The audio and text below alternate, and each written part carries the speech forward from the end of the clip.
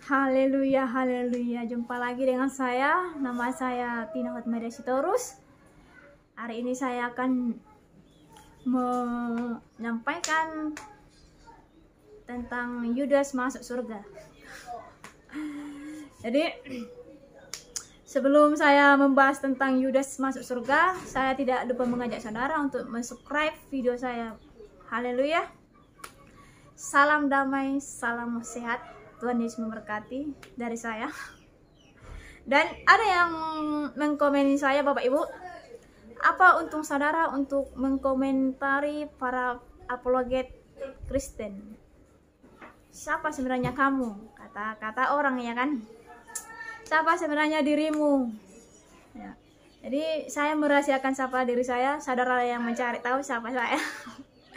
Dan untung saya di sini adalah memberitakan Injil, Bapak, memberitakan kebenaran Tuhan. Seperti firman Tuhan berbicara, jika saudara tahu kebenaran tetapi berdiam diri, itu adalah dosa. Jadi, karena saya tahu kebenaran, saya bisa ikut campur dong, ya kan? Haleluya. Karena yang pertama nanti dia tanya Tuhan itu bukan berapa M kamu kasih, kamu tolong orang, tetapi kabar Injil apa yang saudara bagi? Injil apa yang saudara bagi supaya orang bisa datang kepadaku? Itu yang pertama kali di Tuhan tanya, Bapak Ibu. Jadi untung saya di sini adalah memberitakan Injil kebenaran firman Tuhan sesuai dengan firman Tuhan.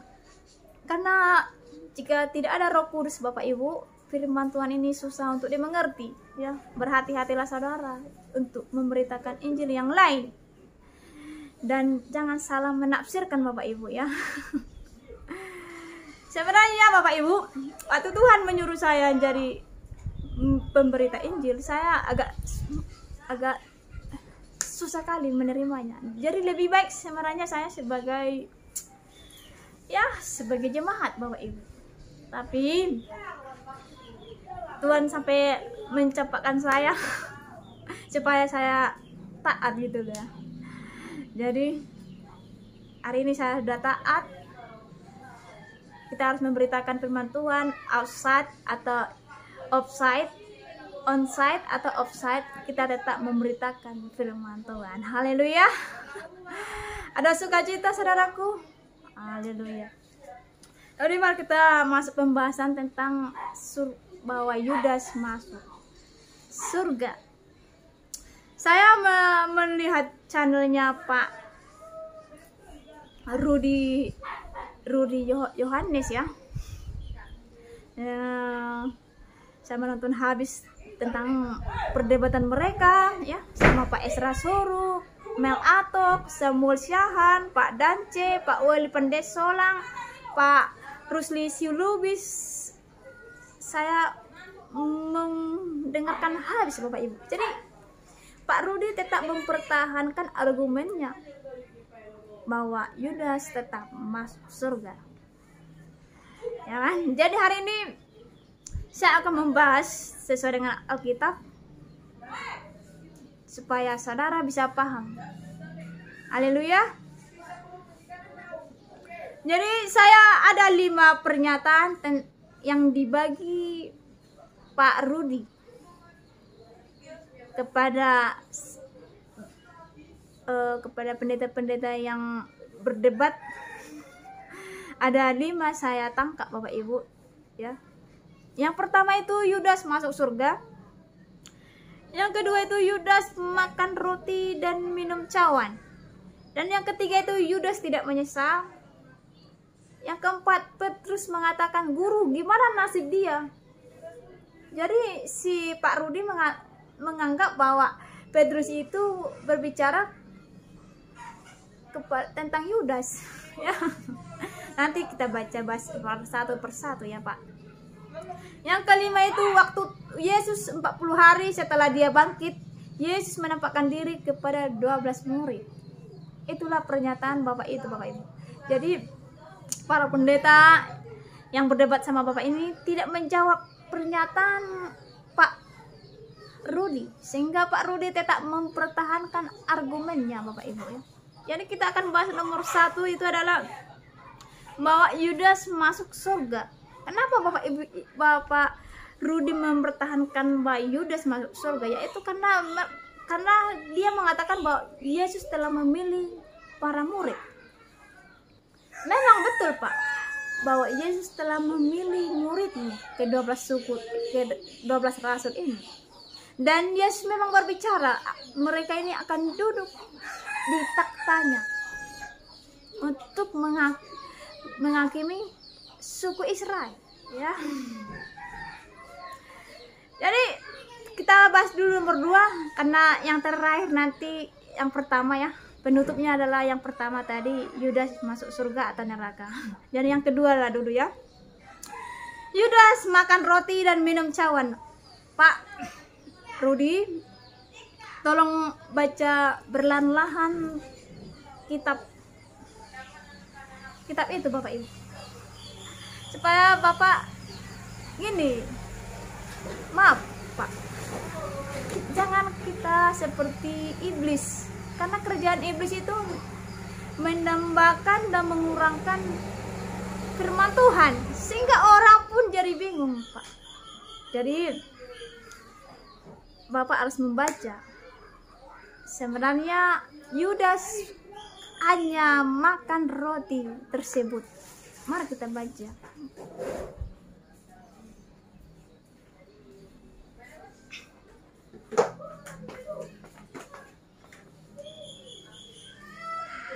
Mari kita baca Yohanes 13 ayat 21 sampai 30. Saya akan bacakan. Setelah Yesus berkata demikian, ia sangat terharu lalu bersaksi, "Aku berkata kepadamu, sesungguhnya seorang di antara kamu akan menyerahkan aku." Murid-murid itu memandang seorang kepada yang lain. Mereka ragu-ragu siapa yang dimaksudnya. Seorang di antara murid Yesus, yaitu murid yang dikasihinya, bersandar dekat padanya di sebelah kanannya. Kepada murid itu Simon Petrus memberi isyarat dan berkata, "Tanyalah siapa yang dimaksudkannya." Murid yang duduk dekat Yesus itu berpaling dan berkata kepadanya, "Tuhan, siapakah itu?" Jawab Yesus, "Dialah itu yang kepadanya aku akan memberikan roti sesudah aku mencelupkannya." Sesudah berkata demikian, ia mengambil roti, mencelupkannya dan memberikannya kepada Yudas, anak Simon Iskariot, Bapak Ibu. Dan sesudah Yudas menerima roti itu, ia kerasukan iblis, ya kan? Dan sesudah Yudas menerima roti itu, ia kerasukan iblis. Maka Yesus berkata kepadanya, "Apa yang hendak kau perbuat, perbuatlah dengan segera." Tetapi ada seorang pun dari antara mereka yang duduk makan itu mengerti apa maksud Yesus mengatakan itu kepada Yudas. Karena Yudas memegang kas, ada yang menyangka bahwa Yesus menyuruh dia membeli apa-apa yang perlu untuk perayaan itu, atau memberi apa-apa kepada orang miskin. Yudas menerima roti itu lalu segera pergi. Yudas menerima roti itu lalu segera pergi. Pada waktu itu hari sudah malam. Jadi Yudas belum sempat minum cawan, Bapak Ibu. Mari kita baca perjanjian lama. Nggak mungkin perjanjian lama berbohong, Bapak Ibu ya. Mari kita baca perjanjian lama, Mazmur.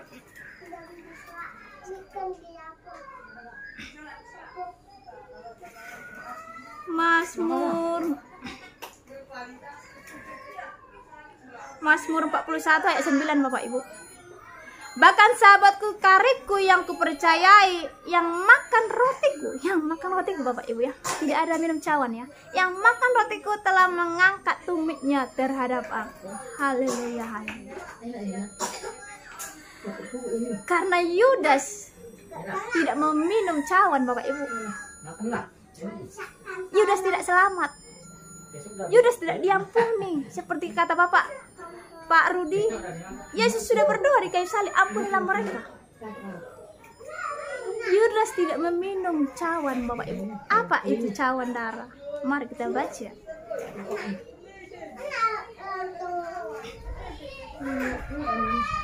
Imamat 17 ayat 11. "Karena nyawa makhluk ada di dalam darahnya, dan aku telah memberikan darah itu kepadamu di atas mezbah untuk mengadakan pendamaian. Wah, luar biasa. Pendamaian bagi nyawamu, karena darah mengadakan pendamaian dengan perantaran nyawa. Berarti darah Yesus. Makanya penting. Kenapa Allah merendahkan diri menjadi manusia, supaya dia mati, Bapak Ibu, supaya saya dan saudara selamat. Yang menyelamatkan darah, Bapak Ibu. Mari kita baca Ibrani 9 ayat 22. Dan hampir segala sesuatu dicucikan menurut hukum Taurat dengan darah, dan tanpa penumpahan darah tidak ada pengampunan, Bapak Ibu. Jadi tanpa penumpahan darah tidak ada pengampunan. Jadi sama sekali Yudas Iskariot masuk neraka, Pak Rudi, Yohanes.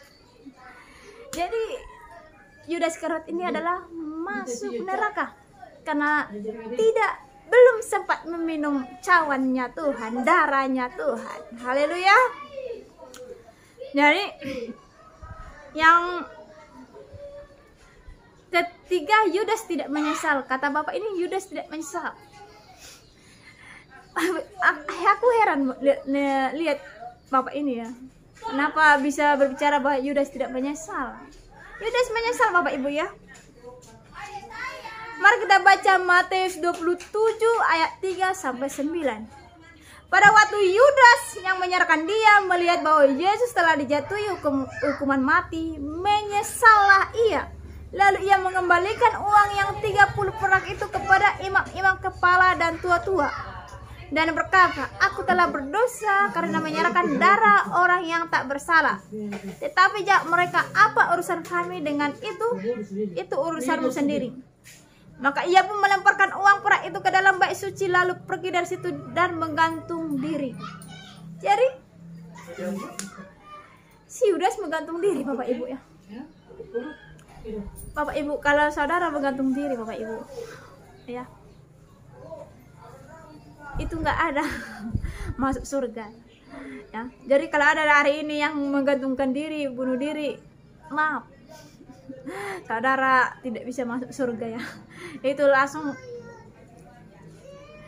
kita ada kepastian ya dalam Alkitab suci, supaya saudara jangan bermain-main untuk membunuh diri. Saya akan masuk surga nanti, saya bunuh diri aja gitu ya. Enggak ya.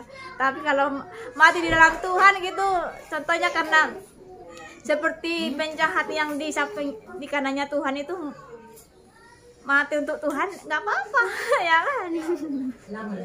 Ya, dia membela ini kan, berarti ada suatu harapan ya.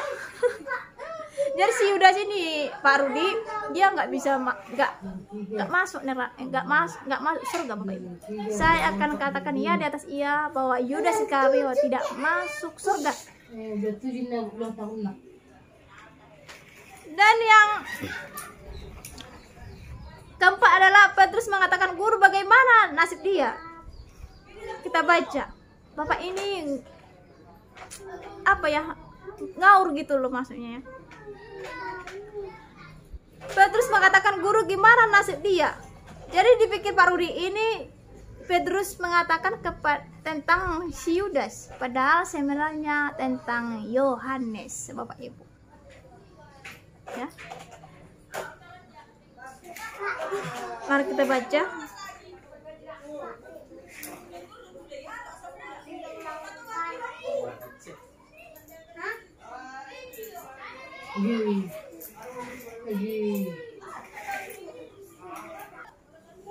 Mari kita baca Bapak Ibu, Yohanes 21 ayat 20 sampai 22. Ketika Petrus berpaling, ia melihat bahwa murid yang dikasihi Yesus. Semua hamba Tuhan tahu siapa murid yang dikasihi Yesus, yaitu Yohanes, Bapak Ibu ya, bukan Yudas. Sedang ketika Petrus berpaling, ia melihat bahwa murid yang dikasihi Yesus sedang mengikuti mereka, yaitu murid yang pada waktu mereka sedang makan bersama duduk dekat Yesus, dan yang berkata, Tuhan, siapakah dia yang akan menyerahkan engkau? Ketika Petrus melihat murid itu, ia berkata kepada Yesus, "Tuhan, apakah yang akan terjadi dengan dia ini?" Jawab Yesus, "Jikalau aku menghendaki supaya ia tinggal hidup sampai aku datang, itu bukan urusanmu, tetapi engkau ikutlah aku." Ini berbicara, Yesus berbicara tentang Yohanes, Bapak Ibu. Yudas nggak ada lagi di situ, ya. Jadi Pak Rudi harus paham, Pak, ya, tentang firman Tuhan. Jangan dipotong-potong, supaya berkat Tuhan pun tidak dipotong-potong, Pak. Jadi yang terakhir, Pak Rudi mengatakan waktu Yesus 40 hari setelah dia bangkit, Yesus menampakkan diri kepada 12 murid. Ya, jadi kita akan baca di mana tertulis saat tidak menemukan Tuhan menampakkan 12 murid, tapi 11 murid, Bapak Ibu, ya. Mari kita baca Markus 16 ayat 14. Markus 16 ayat 14, beginilah firman Tuhan. Akhirnya ia menampakkan diri kepada ke-11 orang itu ketika mereka sedang makan, dan ia mencela ketidakpercayaan dan kedegilan hati mereka, oleh karena mereka tidak percaya kepada orang-orang yang telah melihat dia sesudah kebangkitannya. Pak Rudi, Yesus menampakkan 11 orang, 11 murid, 11 rasul, bukan 12, Pak. Mari kita baca lagi Matius 28 ayat 16. Dan ke-11 murid itu berangkat ke Galilea, ke bukit yang telah ditunjukkan Yesus kepada mereka. Haleluya, haleluya. Jadi seperti kata Bapak ini, bahwa para murid akan duduk di atas taktanya Tuhan, 12 suku, ya, 12 rasul. Jadi ada 24 tua-tua, Bapak Ibu. Jadi waktu saya dibawa Tuhan roh saya ke surga, Bapak Ibu, ya, saya akan bahas di sini. Inilah surga, karena ada video saya pun sudah saya bahas. Ini surga, saya buat di tangan saya, ini surga. Ini altar, ini di bawah altar, Bapak Ibu. Ini anak manusia. Anak manusia siapa, Bapak Ibu? Yesus, anak manusia, Bapak Ibu, ya. Kalau kita baca Matius, Markus, Lukas, Yohanes, itu anak manusia itu adalah Yesus. Di sini ada Yesus. Di sini Bapak Ibu, di kanannya ini 12 rasul. Ya. 12 rasul, Bapak Ibu, ya. Di sininya itu 12 suku Israel. Jadi siapa-siapa saja, Bapak Ibu, supaya pas 12 suku itu. 12 tambah 12 sama dengan 24. Jadi ada 24 tua-tua. Tidak disebut namanya tua-tua. Ada 24 tua-tua duduk di takhta. Ada kursi, ya. Jadi mari kita baca Kisah Para Rasul 1 ayat 13 sampai 14. Setelah mereka tiba di kota, naiklah mereka ke ruang atas tempat mereka menumpang. Mereka itu ialah Petrus, Yohanes, Yakobus dan Andreas, Filipus dan Thomas, Bartolomeus dan Matius, Yakobus bin Alfeus dan Simon orang Zelot, dan Yudas bin Yakobus. Ada namanya Yudas, Bapak Ibu, tapi bukan Yudas Iskariot, tapi Yudas bin Yakobus. Mereka semua bertekun dengan serendah hati dalam doa bersama-sama dengan beberapa perempuan serta Maria ibu Yesus dan dengan saudara-saudara Yesus. Sudah beda, ya, Bapak Ibu, ya. Dari yang di Matius itu Yudas Iskariot, ini Yudas bin Yakobus, ya. Jadi mari kita baca lagi Kisah Para Rasul 1 ayat 15 sampai 26. Pada hari-hari itu berdirilah Petrus di tengah-tengah saudara-saudara yang sedang berkumpul itu. Kira-kira 120 orang banyaknya, lalu berkata, "Hai saudara-saudara, haruslah genap nas kitab suci yang disampaikan Roh Kudus dengan perantara Daud tentang Yudas, pemimpin orang-orang yang menangkap Yesus itu. Dahulu ia termasuk bilangan kami dan mengambil bagian di dalam pelayanan ini. Yudas ini telah membeli sebidang tanah dengan upah kejahatannya, lalu ia jatuh terkelungkup dan perutnya terbelah sehingga semua isi perutnya tertumpah keluar. Hal itu diketahui oleh semua penduduk Yerusalem, sehingga tanah itu mereka sebut dalam bahasa mereka sendiri Hakal Dama, artinya tanah darah. Sebab ada tertulis dalam kitab Mazmur, biarlah perkemahannya menjadi sunyi dan biarlah tidak ada penghuni di dalamnya. Dan biarlah jabatannya diambil orang lain lain, biarlah jabatannya diambil orang lain. Jadi harus ditambahkan kepada kami seorang dari mereka yang senantiasa datang berkumpul dengan kami selama Tuhan Yesus bersama-sama dengan kami, yaitu mulai dari baptisan Yohanes sampai hari Yesus terangkat ke surga meninggalkan kami untuk menjadi saksi dengan kami tentang kebangkitannya. Lalu mereka mengusulkan 2 orang, Yusuf yang disebut Barsabas dan yang juga bernama Justus dan Matias. Mereka semua berdoa dan berkata, "Ya Tuhan, Engkaulah yang mengenal hati semua orang. Tunjukkanlah kiranya siapa yang Engkau pilih dari kedua orang ini untuk menerima jabatan pelayanan, yaitu kerasulan yang ditinggalkan Yudas yang telah jatuh ke tempat yang wajar baginya." Lalu mereka membuang undi bagi kedua orang itu, dan yang kena undi adalah Matias, dan dengan demikian ia ditambahkan kepada bilangan ke-11 rasul itu, Bapak Ibu. Haleluya, haleluya Bapak Ibu ya. Jadi si Yudas Iskariot tidak ada lagi, Pak Rudi ya. Jadi sudah diganti si Matias, Bapak Ibu. Jadi yang duduk di tahta itu adalah Matias, Bapak Ibu ya. Jadi nggak ada Yudas Iskariot. Jadi hari ini pembahasannya sudah lengkap, Bapak Ibu ya.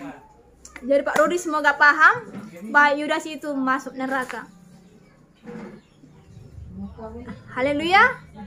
Inilah pembahasan saya hari ini. Semoga Bapak bisa paham. Minta hikmat dari Tuhan.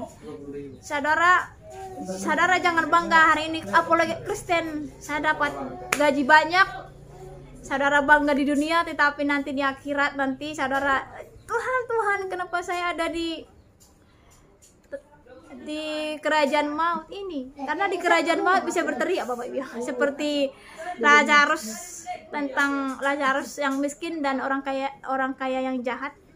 Orang kaya itu kan berteriak, Bapak Ibu, "Tuhan, suruhlah si Lazarus untuk memberikan air, setetes air karena sini panas." Jadi di sana bisa berteriak, Bapak Ibu. Jadi saudara jangan nanti berteriak di sana. Tuhan, saya kan apologet Kristen, membela kebenaran. Jadi banyak follower saya. Kenapa saya masuk di sini? Padahal yang saudara ajarkan sudah berlari dari kebenaran firman Tuhan. Karena itu hati-hatilah saudaraku. Marilah kita memberitakan kebenaran supaya saudara mendapatkan mahkota kehidupan. Salam sehat, Tuhan Yesus memberkati.